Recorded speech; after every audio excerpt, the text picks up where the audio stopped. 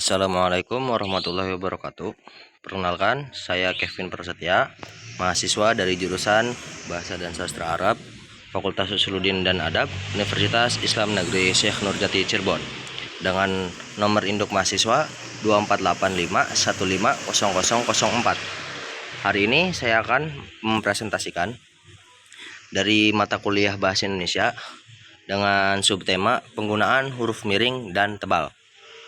Jadi untuk sebagai pembuka, kita dalam berbahasa ada penggunaan dari segi tanda dan dari segi kalimat ataupun penggunaan huruf-hurufnya.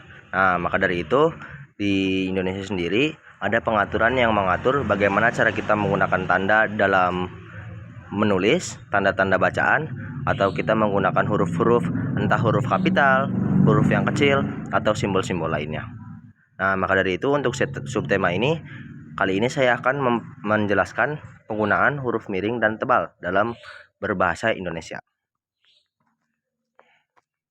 Yang pertama, penggunaan huruf miring. Jadi, kaidah huruf miring ini sudah tertera dalam EYD atau ejaan yang disempurnakan. Nah, penggunaan huruf miring sendiri ada 3 bagian. Yang pertama ada di penulisan judul, yang kedua ada di penegasan dan pengkhususan, yang ketiga ada di bahasa asing. Jadi barangkali teman-teman belum mengerti, jadi penggunaan huruf miring tuh kalau dalam bahasa Indonesia itu sering ditemukan ketika kita melihat daftar pustaka. Daftar pustaka itu sering kita menemukan huruf-huruf miring. Nah, yang pertama di penulisan judul. Huruf miring digunakan untuk menuliskan judul buku, judul film, judul album lagu, judul acara televisi, judul siniar, judul lakon, dan nama media massa yang dikutip dalam tulisan, termasuk dalam daftar pustaka. Jadi ketika kita ingin menulis sesuatu dalam sebuah teks menggunakan bahasa Indonesia, maka ada peraturan yang mengharuskan kita menggunakan huruf miring ketika kita menuliskan judul, entah judul buku, judul film, atau yang tadi sudah disebutkan. Jadi contohnya misalkan, contohnya dari sini. Saya sudah membaca buku Salah Asuhan karangan Abdul Muiz. Jadi Salah Asuhan di sini itu adalah judul buku yang dikarang oleh Abdul Muiz. Jadi memang harus ditulis dengan tata aturan memiringkan huruf gitu. Yang kedua ada Menteri Pendidikan meluncurkan album Simfoni Merdeka Belajar. Nah, album Simfoni Merdeka Belajar kan salah satu judul dari sebuah lagu gitu. Judul album dari sebuah lagu, maka diwajibkan untuk sesuai aturan menuliskan dengan huruf miring, kaidah huruf miring. Yang kedua, kaidah huruf miring yang kedua yaitu penegasan atau pengkhususan. Nah, huruf miring digunakan untuk menegaskan atau mengkhususkan huruf, bagian kata, atau kelompok kata dalam kalimat. Nah, maksudnya gimana? Jadi ketika kita menulis sesuatu, kita ingin menegaskan suatu hal, yaitu kita miringkan huruf tersebut. Misalkan, ada contohnya. Dalam bab ini tidak dibahas penggunaan tanda baca. Jadi tidak di sini ditegaskan oleh si penulis tersebut. Atau teman-teman lainnya membuat contoh yang lainnya adalah buatlah kalimat dengan menggunakan ungkapan lepas tangan. Nah, jadi kan lepas tangan atau tidak yang tadi di contoh pertama itu kan ditegaskan oleh si penulis. Contoh lainnya lagi, ada huruf terakhir kata abad adalah D. Nah, abadnya kan ditegaskan. Jadi maksudnya dikhususkan atau ditegaskan gitu. Kalau abad di sini dikhususkan. Huruf terakhir kata abad itu khusus di sini adalah D. Kan nanti kalau tidak dimiringkan mungkin akan rancu atau abstrak ininya, makna dari kalimatnya. Huruf terakhir pada kata abad. Huruf terakhir kata abad. Huruf terakhir kata atau huruf terakhir kata abad. Atau mungkin akan terlihat abstrak jika tidak dimiringkan. Yang kedua ada imbuhan ber pada kata berjasa. Nah, bernya kan dimiringkan. Bermakna memiliki. Nah, bernya dimiringkan, berjasanya dikhususkan. Jadi bernya ditegaskan, berjasanya dikhususkan. Nah, itu kaidah kedua dalam menuliskan huruf miring dalam kata bahasa Indonesia. Yang ketiga bahasa asing. Jadi huruf miring digunakan untuk menuliskan kata atau ungkapan dalam bahasa daerah atau bahasa asing, terkecuali jika bahasa asing tersebut sudah terserap di dalam bahasa nasional. Maksudnya gimana? Jadi ketika kita ingin menuliskan sesuatu dalam sebuah teks, kita ketemu bahasa yang mungkin susah untuk diterjemahkan ke bahasa Indonesia dari bahasa asing. dari bahasa Latin, dari bahasa luar bahasa Indonesia, itu kita diwajibkan dalam tata aturan ini, kaidah ini, untuk memiringkan huruf-huruf tersebut, kata tersebut gitu. Contohnya gimana? Misalkan kita perlu memperhitungkan rencana kegiatan dengan baik agar tidak malapeh awo. Malapeh awo kan bukan dalam kajian bahasa Indonesia.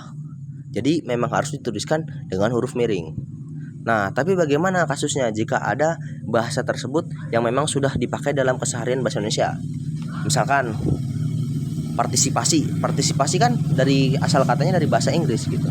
Atau dari kata Senin kan dari serapan dari bahasa Arab. Nah, karena kata-kata tersebut, kata partisipasi, kata Senin, atau kata-kata lainnya yang sudah terserap dari bahasa asing menuju bahasa Indonesia, itu memang tidak diperuntukkan menggunakan kaidah huruf miring gitu. Lanjut, setelah huruf miring, kita akan menggunakan kaidah penggunaan huruf tebal. Jadi ini tata aturan huruf tebal yang memang sudah diatur dalam EYD ejaan yang disempurnakan. Nah, yang pertama, kaidah huruf tebal itu, huruf tebal digunakan untuk menegaskan bagian tulisan yang sudah ditulis miring. Maksudnya gimana? Jadi, contohnya saja ya, langsung ke contohnya. Huruf DH seperti pada kata Ramadan tidak terdapat dalam ejaan bahasa Indonesia. Nah, huruf DH seperti kata Ramadan. Nah, DH-nya di sini kan kita gunakan untuk bagian yang sudah ditulis miring.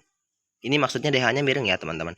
Jadi seperti kata Ramadan, DH-nya ini sudah miring di sini.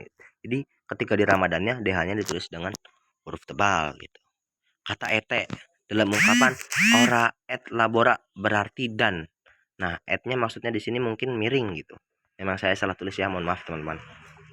Selanjutnya di kaidah penggunaan huruf tebal, aturan keduanya yaitu huruf tebal digunakan untuk menegaskan bagian karangan seperti bab atau subbab. Nah, ini biasa kita temukan di dalam judul penulisan makalah, skripsi, atau teks yang memang biasa kita temui sehari-hari sebagai mahasiswa. Contohnya yang pertama nih, ada bab 1 pendahuluan. Bab 1 pendahuluan kan memang kita tulis dengan huruf tebal gitu. Atau 1.1 latar belakang dan masalah kita tulis dengan huruf tebal. Kondisi bla bla bla bla bla bla. Pokoknya ya judul-judul tersebut kita tulis dengan huruf tebal gitu. Catatan. Dalam naskah tulisan tangan atau mesin tik, bukan komputer, bagian yang akan dicetak tebal ditandai dengan garis bawah 2. Nah, jadi kalau teman-teman mungkin menemukan salah satu teks yang memang belum diperbaharui gitu, teksnya masih dalam tulisan zaman bahula gitu, zaman dulu. Nah, itu mungkin kita temui huruf-huruf tebalnya itu dengan garis bawah, garis yang ada di bawah kata-kata tersebut. Mungkin ya kalau di zaman dulu orang-orang nulis skripsinya bab 1 pendahuluan itu tidak setebal ini, tapi bab 1 pendahuluannya dengan garis di bawah. Tapi mungkin di zaman-zaman sekarang kita sudah jarang untuk menemukan, mungkin malah tidak pernah lagi untuk menemukan tulisan-tulisan tersebut. Nah, selesai teman-teman, mungkin cukup sekian. Jadi intinya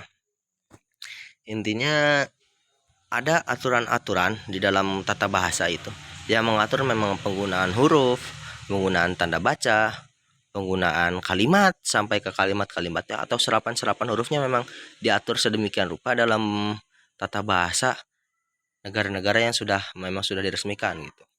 Mungkin di Indonesia ada, di Arab juga ada, sebagai kita salah satu mahasiswa bahasa dan sastra Arab, ada kan aturan-aturannya yang mengatur tersebut. Terus ada di bahasa Inggris atau di bahasa-bahasa lain yang memang sudah diresmikan gitu.